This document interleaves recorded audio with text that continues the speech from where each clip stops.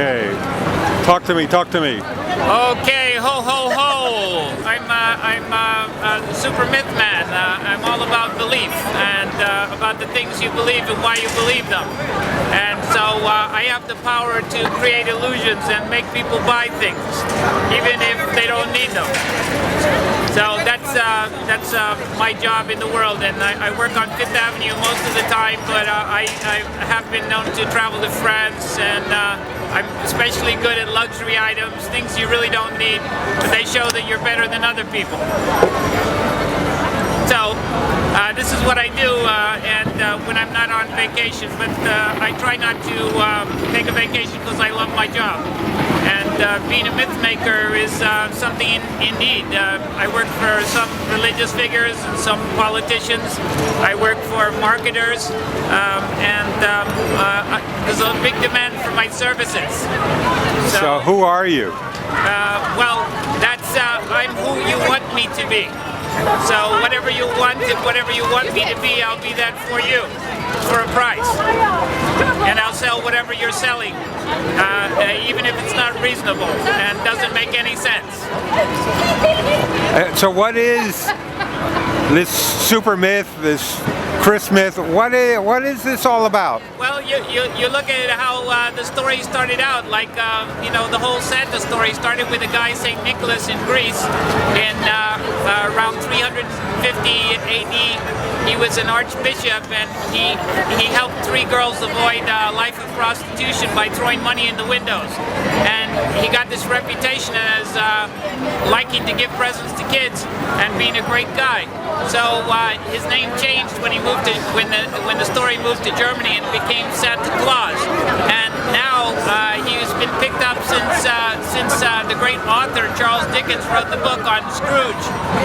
He's been picked up, and he's been a major tool in my business because there's nothing greater than Christmas to force you to buy things that you don't need, don't want, can't afford, and to prove your love to people that you couldn't convince that you love them, but when you bought them that gift, now they really know you do love them. And so convincing people that it's necessary to show your love in the form of presents is a valuable skill, and that's what I do, and that's my racket. So you can see it's a hollow racket, there's no strings attached, there's no Jesus in the picture, and we don't even mention, you know, that it's his birthday, and we didn't invite him, you know, because it's about Santa and it's about the presents. It's not about Jesus' birthday and the gift he's giving you. It's about the gifts you need to buy for somebody else to prove your love. Otherwise, they're going to kick you out of their lives. They'll disown you. So here we are, the day after Christmas. Yeah, the crazy time is almost over. Or maybe it's just began. How are you going to pay for all this stuff? Yeah, well, that's the crazy thing. I don't want you to think about how you're going to pay for it. You figure that out later. Just buy. Buy right now. And get it while it's on sale. 50% discounts, 60% discounts. You can't beat these prices. Now, what's this racket? This is the Christmas racket, and it's a hollow racket, and it's all about the big money. So it's about the invisible. I'm selling the invisible, and in this particular case, it's I'm selling you the belief that you're not good enough. But if you buy the right presents, people will still love you. So talk to me about the kinds of myths that you are going to expose in your... You know, the major myth is that you're not good enough the way you are. That you actually are inadequate and unlovable. But if you buy the right things, buy the right jacket, buy the right sports car, you can find a woman who will love you.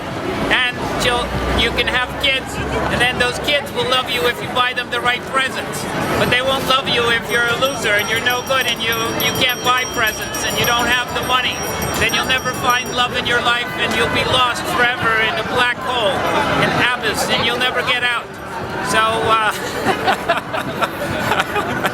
so explain. That's the yeah. So, explain to us this outfit that you have. Oh, this straight jacket? Well, it's all about the big money, and sometimes in this crazy racket, you need to show your money. So if you buy a Mercedes, if you buy a Lamborghini, if you buy something nobody else can afford, like caviar, for a lot of money, an outrageous amount of money, it proves that you're better than other people, and that you're deserving of the love of any beautiful girl. And so this is what you're proving, and you need to flaunt your big money. If you have the big money, you have to show it, you know. And so that's what I do. I wear this jacket around, and you'd be amazed at how many beautiful women come up to me and find me very attractive. Now tell me, what makes you such an expert on myths? Well, I'm a mythic character myself. I'm Chris Smith, and normally at other times of year, I'm known as SuperMythMan, and I'm involved in other mythic creations. You know, like the Easter Bunny. That's my next job. Right after Christmas, we start thinking about Easter. And you know, some people talk about Easter, the resurrection of Jesus Christ, you know, whose birthday just happened. And we don't talk about him at all. We talk about the Easter Bunny. He sells a lot of chocolate. And it's called Black Gold. It's sweet, it's delicious, and chocolate is a big major. They hire me, and I sell little bunny rabbits, chocolate bunny rabbits, and I make a lot of money.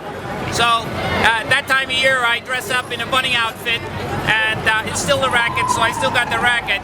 And the bunny's got a lot of money attached to him because it's a money-making event. Christmas, you know, and colored Easter eggs, all kinds of decorations. It's not as big as Valentine's. That's the next one after, except before Easter, actually. We got Valentine's, and that's about love. And you know, the real story of Valentine was actually about two gay guys who were in love with each other. They were, their name was Valentine. They were Roman guys, and they actually were persecuted, and so it was this love story about two gay guys, and now we don't ever even mention that. And it's love, and it's about love, and you and your loved one, and if you really love them, you buy chocolates. Again, chocolates are really big. And so you buy chocolates, and you buy diamonds, and you buy gold, and you prove your love. And if you don't buy them the right thing and get them the right card, they'll know you're no good, and they'll get rid of you, and nobody will ever love you, and you'll live a hellish life and die alone in poverty. So you must buy. This is what we're selling. So you have to participate, and resistance is futile. We will draw you in to the myths that we are creating, and you will be forced to buy.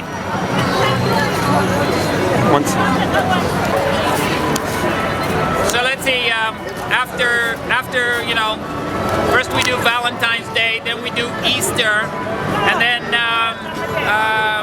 let's see, what's the next one? Oh, Thanksgiving. That's it, you know, I usually take summers off. Well, what about the 4th of July? Oh, the 4th of July, I forgot, yes.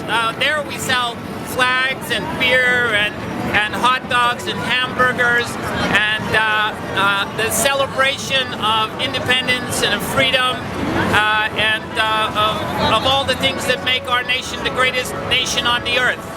And we're the best people in the world.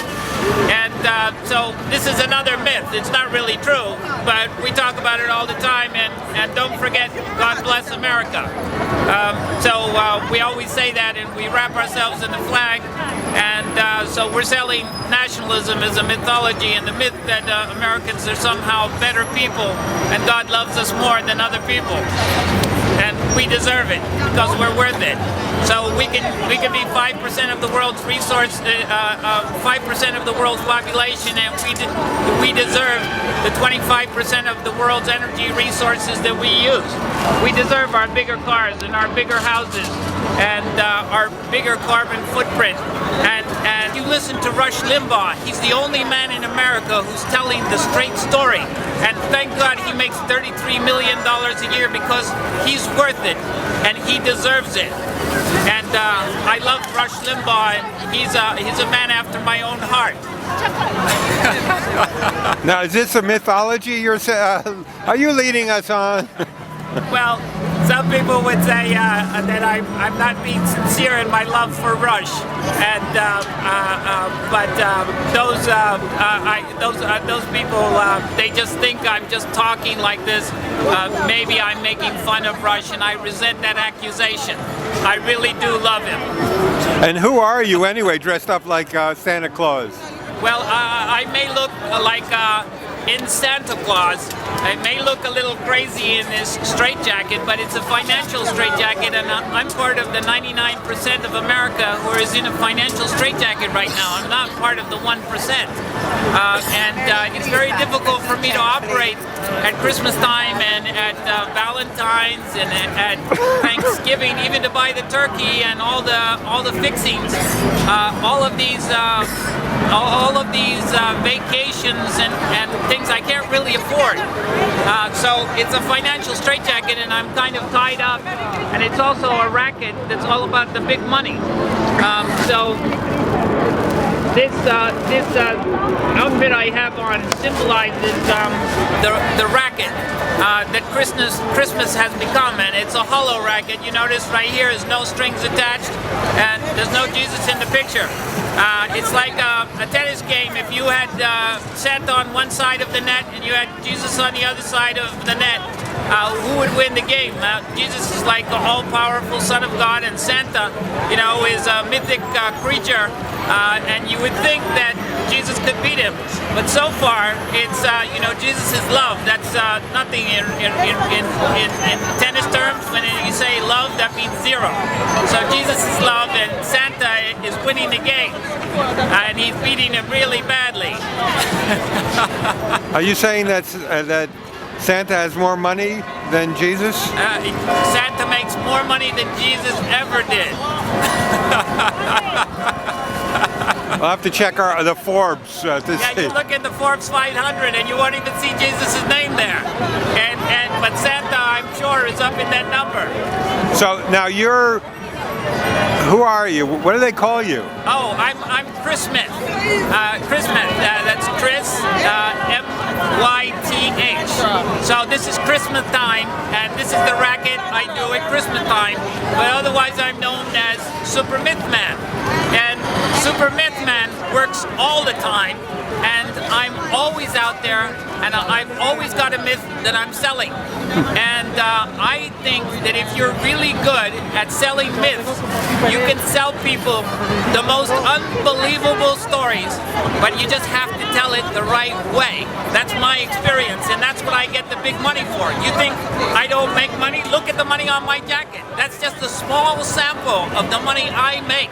And I have a lot of girlfriends. You wouldn't believe it. A middle-aged guy with a beard like me, and because of this money, I can attract a lot of women into my life. So I have a good time, and I get a lot of love in my life. People love me.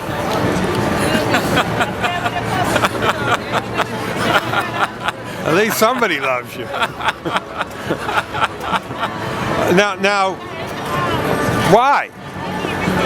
It's for the money and the power and the adulation and the fame. It's, you know, all of the good reasons. And all these myths. Are you a myth buster?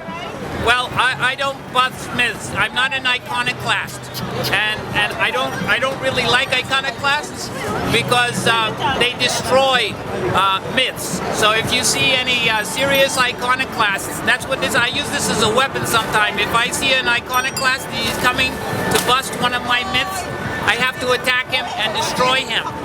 Because these iconoclasts, they destroy icons. And, you know, I'm a myth maker, uses icons as figures, central figures like the bunny rabbit, you know, or the tooth fairy, or even our Indian friends at Thanksgiving that sit at the table and eat with us and share the banquet of the harvest. I mean, you know, those are good Indians, and that's a nice story. but it's not true.